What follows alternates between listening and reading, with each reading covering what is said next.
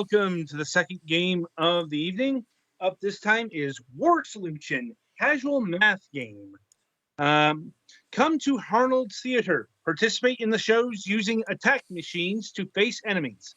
At War Solution, your calculation and logical thinking skills will be put to the test to solve puzzles and destroy enemies. Don't think that just being quick to solve puzzles will win the challenge. You will often have to equip yourself better or plot combat strategies to be able to win. The time has come to challenge yourself. Can you win the war? Anyway, so we got the Nintendo Switch version of this title. So over to the Gulliks for the details. First off, I ran into some weirdness with this game. There are some controls in the menus and stuff that pretty much only seem to work with touchscreen, including getting back to the menu where you can buy upgraded units. So that's not amazing.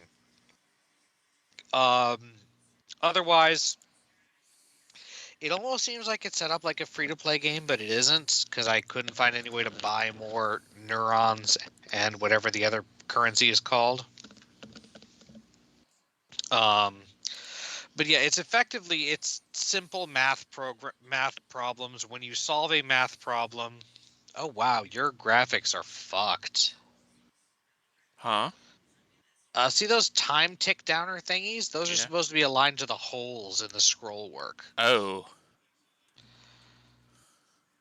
Well, whatever. It's not critical. That area is not that important, but it's kind of does not speak well of effort. So yeah, the short form is you're solving math problems to throw boulders at the opponent's attack machine and tower, and they are presumably off screen doing the same thing with you. And as that goes, little things drop down out of the sky on both sides.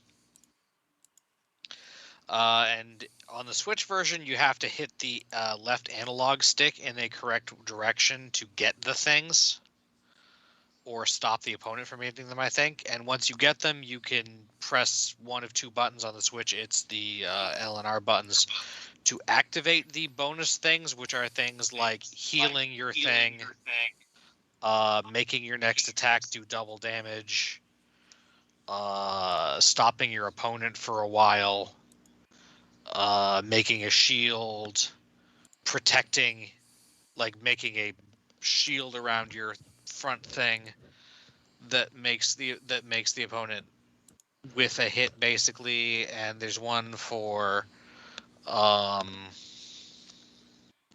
one that lets you attack your opponent's tower directly, even if they have still an attack thing in front of it.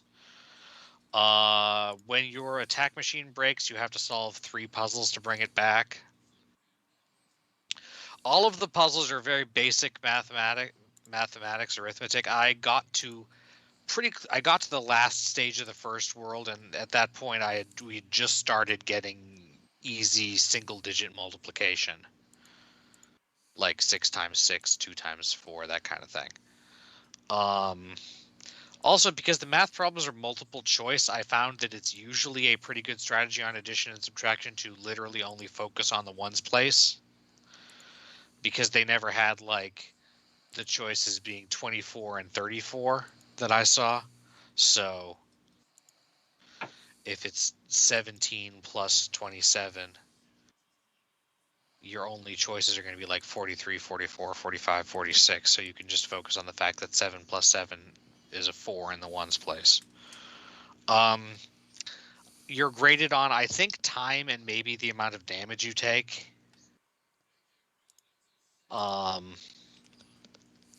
The opponent does get things to jam you too, which can really freaking suck. Because, like, when you can't attack, you just can't solve the problems. I don't know. And with normal play, the upgrades are very expensive. I did not have enough to do it, although that might have to do with the fact that I was not getting gold on the things. And also, you can't even fight the boss of the first world unless you have gold on 10 of the however many stages it is, which I was not entirely clear on what I needed to do to get gold. So, not thrilled with that, honestly. My progress got kind of stopped. There are 4 other game modes that I didn't really try. At least one of them is competitive, like versus, so I couldn't try that one out. Didn't have access to my friend in time, and honestly, I probably would have had a hard time convincing them to play an arithmetic game with me. Cowards. Um, so yeah, the gameplay is very basic. The controls are actually pretty neat. Mostly. To select the answers on the Switch version, they're instead of being aligned in a line like they are here, they're in a diamond, and you press the corresponding face button, which is fairly intuitive. I had a hard time getting the analog stick left, right, up, down inputs in time sometimes. I don't know why. Maybe my thumb just wasn't resting there naturally. Oh, I think it's because it uses the L and R buttons and not the Z, L, Z, R. When I'm doing L and R, my thumb rests lower.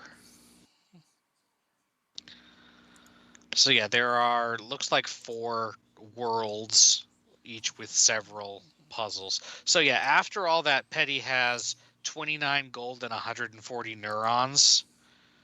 And the things cost like 60 gold and 500 neurons for like the least upgraded attack thing. At first, I was concerned that this would be like a tower defense thing, but in the end, I almost kind of wish it was. Mhm. Because it's just your tower and machine versus the opponent's tower and machine.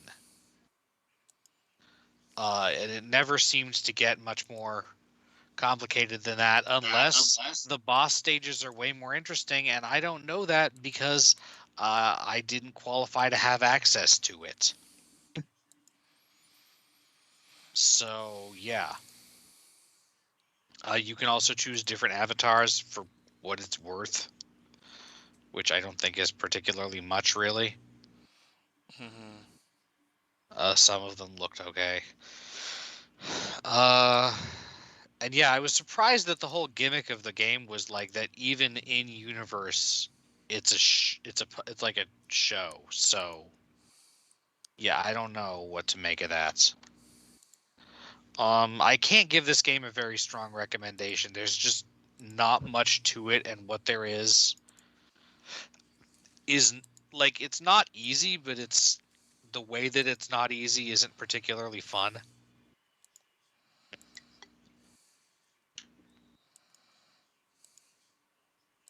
Right. Does that make sense? Yeah, it does. Sorry, I had to take a sip. My throat was getting a little dry. Fair enough. Um, like the power-ups are basic, but you don't really control which ones you get and when, aside from if you don't like hit the input for it in time. What button are you pressing to get the power-ups, Petty, on keyboard? I'm just clicking on them. Oh, yeah, that would work. Again, I assume that works on the Switch version since it has some functionality locked behind touchscreen, but the inputs for them on the Switch version show a direction, and that's how it works. And yeah, as you can see, even by the first couple of stages, the opponent's thing is better than yours.